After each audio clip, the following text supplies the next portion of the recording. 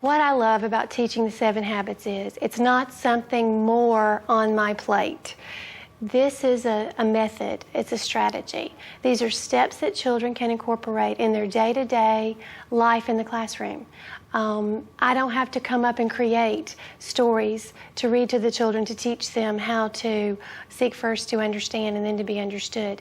Once they learn what the habits are, they see it in the literature of social studies curriculum, in science, even in math books. We're reading about characters and how they have strengths and weaknesses and what we can take from them and apply to our own lives and the concepts that we need to teach.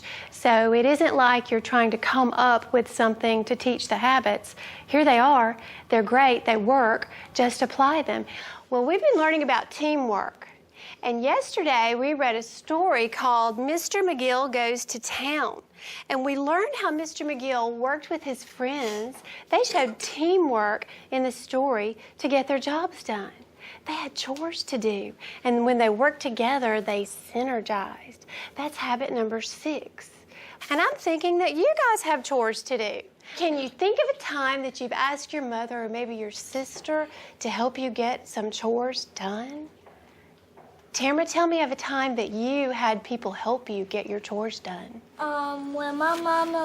When I was washing the dishes, my mommy had to help me. So you worked together like a team? Well, let's take a look at the jobs that the men in the story had to do. They synergized.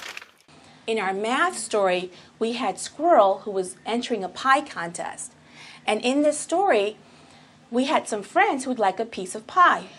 But Squirrel said, hey, we need to wait a little bit till after the contest.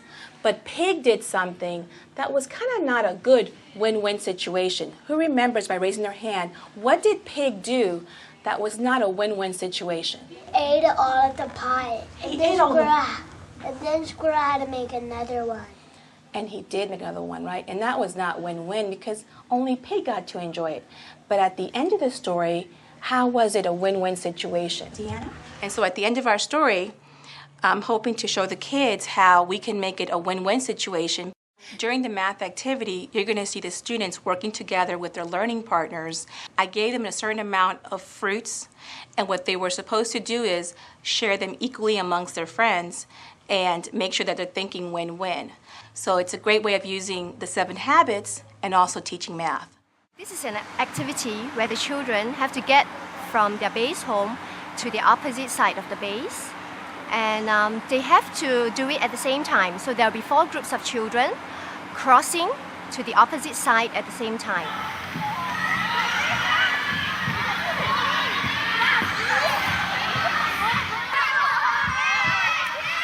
The children will come to a point whereby they'll meet in the center, and that's when habit 4, think win-win, comes in. The children have to think of a win-win situation to get across and not hurt each other. They are lending another group member their alphabet pad so that they are helping each other to get across to the base instead of just thinking about themselves. The students create these Time magazine portraits. The 5th graders do it because they're our seniors and they've been here a long time and we want them to leave their legacy at our school. So not only do they work on their drawing skills of trying to draw a face that actually looks like a face, they also have to think about why they might actually be on the cover of Time magazine. They have to come up with, what reason might they actually be on there one day? I wouldn't be surprised if one day one of them comes back to me and says, Miss Bassett, what I was on the cover of Time magazine for, that's what I am. They're looking at the ways in which insects specialize to pollinate different kinds of flowers. This is a petunia, and you see how would an insect get inside that? Almost everything I do in 5th grade science connects with the 7 habits and leadership in some way because we do a lot of group work. What constitutes win-win situations when you're looking at using scarce materials, for example, to build something or to do something? How can you help other groups solve problems? How can you be a leader in your group? So I set them a problem, I put them to work, and they go and work. In terms of learning levels, we're reaching the very highest levels of Bloom's taxonomy pyramid because the kids are creating. They're starting from a base of knowledge and slowly building through the pyramid to the point where they're actually creating and solving problems. And of course, not only does that help them retain the science that they're learning on into middle school and high school and hopefully beyond, it also makes them very good engineers, which is an interest of mine as well. So there's another win-win situation.